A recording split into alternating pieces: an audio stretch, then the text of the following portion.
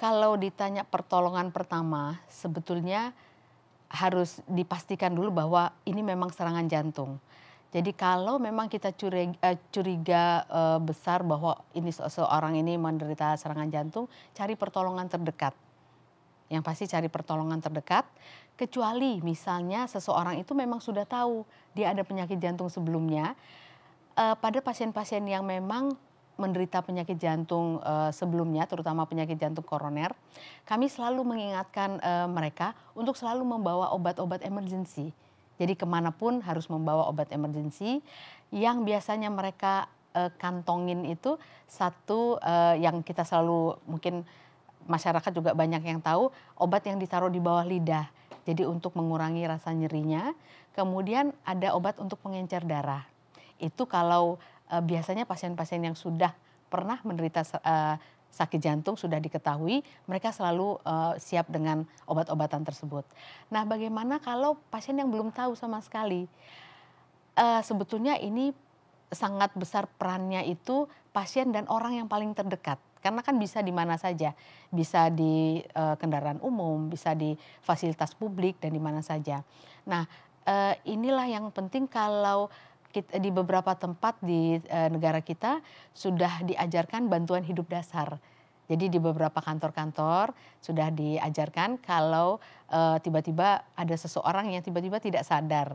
Nah, itu paling banyak penyebab tidak sadarnya itu adalah karena serangan jantung, di samping penyebab-penyebab yang lain. Nah, kalau memang di tempat itu tidak ada yang mampu, misalnya, di pasar misalnya atau di tempat-tempat umum yang lain, yang pertama dilakukan adalah, mencari pertolongan ke fasilitas kesehatan terdekat, kemanapun itu. Karena, tenaga kesehatan, tidak hanya dokter, mereka harusnya sudah bisa mengenal gejala awal dari serangan jantung tersebut.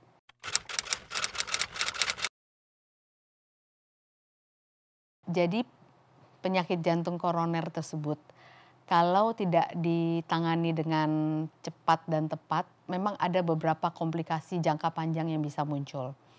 Yang paling, sering adalah, karena tadi penyakit jantung koroner itu akibat sumbatan dari pembuluh darah jantungnya, kalau sumbatan tersebut tidak dilakukan, tidak dibuka lagi, jadi alirannya tetap tidak bisa mengalir dengan baik, otot jantung yang mendapatkan darah dari pembuluh darah tersebut lama-lama akan rusak.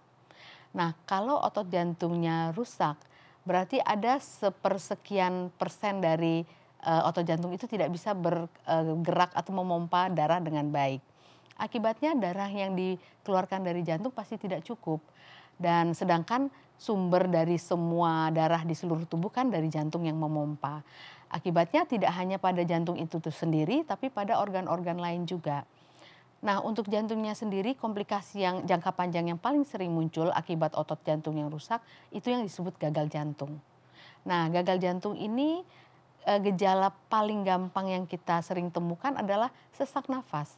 Jadi, seorang yang dengan gagal jantung, dia akan sulit melakukan aktivitas, bahkan kalau berat sekali, aktivitas sehari-hari pun, seorang itu akan, mengatakan, makan aja nafasnya sesak. Bicara saja agak lama sedikit sesak, mandi juga sesak. Jadi artinya kegiatan sehari-hari pun akan sulit dilaksanakan. Itulah salah satu tujuan kenapa pada orang-orang yang menderita serangan jantung kita perlu penanganan dengan sangat cepat sebelum keburu, otot jantungnya menjadi rusak.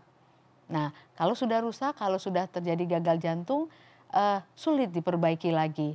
Obat-obatan memang membantu, tapi tentu saja tidak 100%, dan ada modalitas terapi yang terbaru, yaitu transplantasi. Walaupun untuk, organ jantung, transplantasi itu ya, keberhasilan dan lain-lainnya masih harus dievaluasi lagi karena biaya cukup mahal dan keberhasilannya, dibandingkan dengan organ-organ lain mungkin, ya mungkin masih bisa dibilang 50-50 ya, karena teknologinya, tidak mudah juga. Jadi, komplikasi yang paling kita khawatirkan adalah, gagal jantung tersebut. Nah, kalau sudah terjadi gagal jantung atau sebelum terjadi gagal jantung tapi serangan jantung atau penyakit jantung koroner tersebut tidak tertata laksana dengan baik, ada kondisi lain yang juga sering memperberat, yaitu komplikasi, yaitu gangguan irama jantung. Nah, gangguan irama ini yang seringkali seseorang itu mengeluh seperti berdebar-debar, seperti ada yang bilang jantungnya kayak mau loncat karena nadinya cepat sekali. Nah, gangguan irama ini kalau yang fatal itu juga efeknya bisa sampai membawa kematian. Jadi kematian mendadak akibat penyakit jantung. Penyebabnya salah satu adalah gangguan irama yang istilah kita yang major ya. Jadi ada yang hanya ringan, ada yang maligna atau yang ganas istilahnya. Jadi gangguan listrik di jantung itu ada bermacam-macam. Dan pada serangan jantung, gangguan irama seringkali terjadi yang jenis yang fatal, bukan yang ringan. Itu akibat yang komplikasi yang paling ditakutkan. Yang terakhirnya adalah kematian mendadak karena penyakit jantung. Itu tentu saja itu yang selalu dihindari dari pasien-pasien tersebut.